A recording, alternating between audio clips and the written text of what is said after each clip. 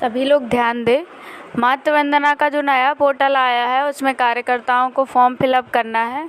कार्यकर्ताओं के लिए लॉगिन आईडी और पासवर्ड दिए गए हैं, तो जितने भी शेष आवेदन आप लोग के पास हैं वो अपन को इसमें डाटा जो आप लोग के यूज़र आईडी और पासवर्ड दिए गए हैं उनको खोल करके उसमें अपन को फॉर्म फिलअप करना है।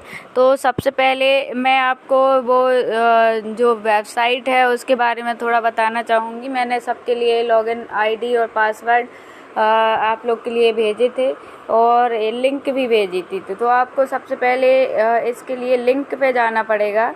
जैसे कि ये मातृ वंदना की लिंक रहती है, ये जो भेजी थी इस पे आप क्लिक करेंगे तो गूगल पे जाएंगे, इस पे डायरेक्ट ये खुलेगा, है ना।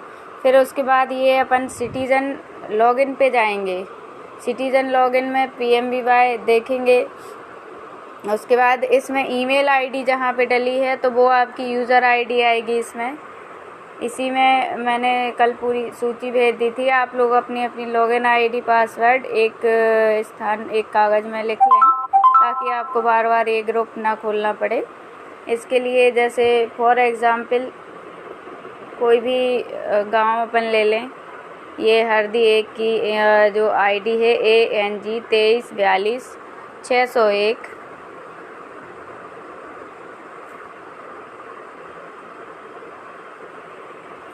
इसका कैपिटल के लिए ये एरो A फिर NG 2342 601 ANG 2342 601 15 601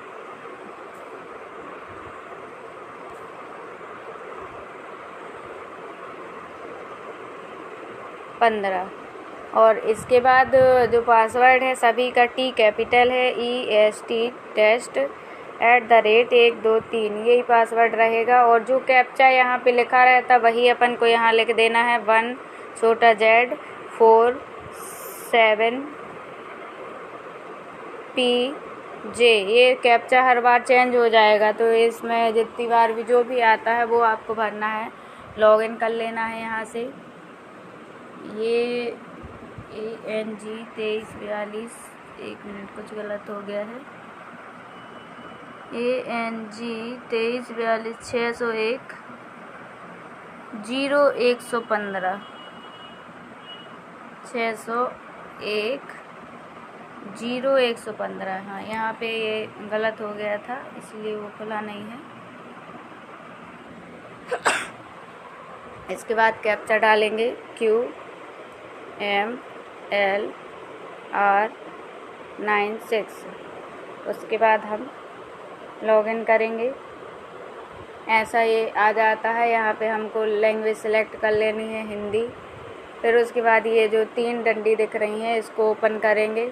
यहाँ से होम डाटा एंट्री पे जाएंगे। इसमें सबसे पहला पॉइंट है बेनिफिशियरी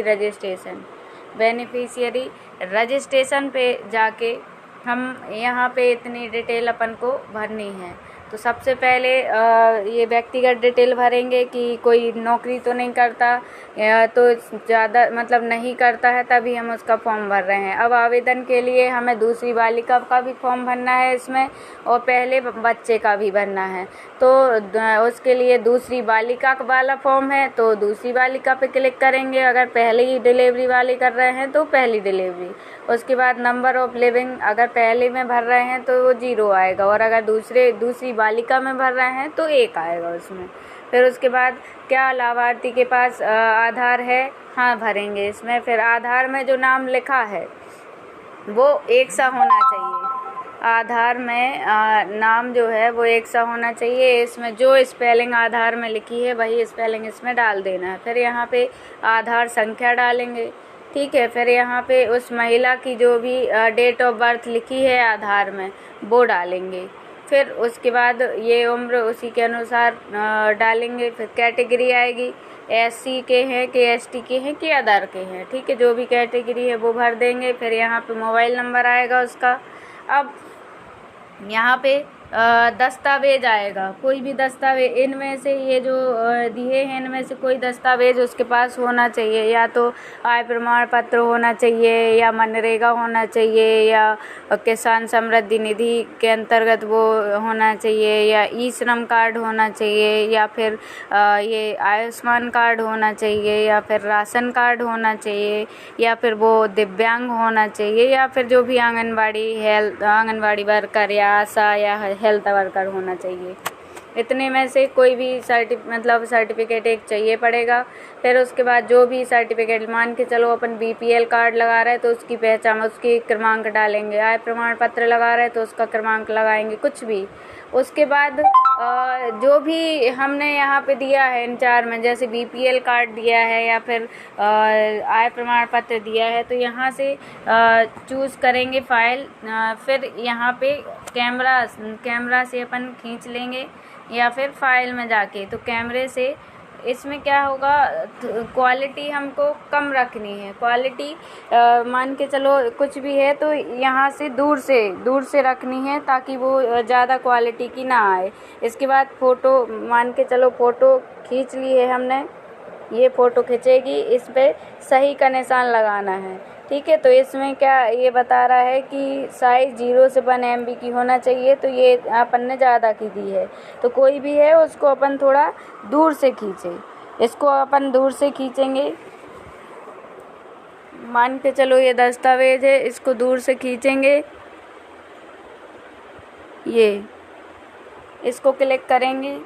अभी भी वो बड़ी साइज़ की बता रहा है ना, तो इसको अपन फाइल से पहले से भी खींच सकते हैं।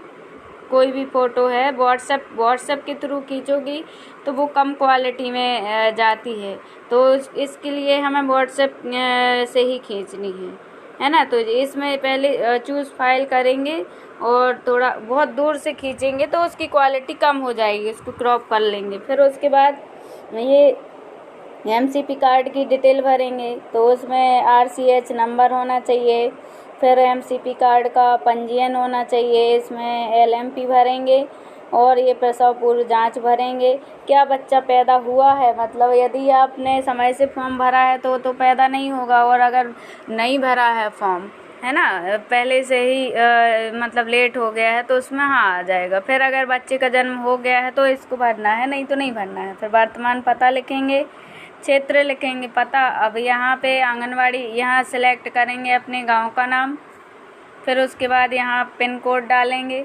फिर फील्ड कार्यकर्ता आपका ID है तो ऑटोमेटिक ये हर एक लिखा आ रहा है। फिर उसके बाद बैंक काय में है, डाकघर में है कि बैंक में है खाता, उसका खाते की जो जानकारी वो बहुत ध्यान से भरनी है, उसको अच्छे से चेक कर लेना है। आधार की जानकारी और खाते की जानकारी बहुत अच्छे से चेक करके अपन को भरनी है। यहाँ IFSC कोड आएगा, यहाँ शाखा का नाम आएगा कि कहाँ खुला है, उसके बाद यहाँ बैंक का नाम, किस बैंक में खुला है, और यहाँ खाता संख्या। उसके बाद हम इसको सबमिट कर देंगे। अब सबमिट करने के बाद ये सफल पंजीयन दिखाने लगेगा। फिर इसके बाद डाटा एंट्री में जाके अगर कुछ भी अपन को डिटेल अपडेट करनी है तो ये अपडेट वाले कॉलम में जाएंगे। यहाँ से हम अभी ये तो अपन ने कोई फॉर्म भरा नहीं है तो यहाँ दिख नहीं रहा, अगर होता तो उसमें पूरा फॉर्म दिखने लगता, उसमें अपन सिलेक्ट कर सकते थे कि क्या अपडेट करना है।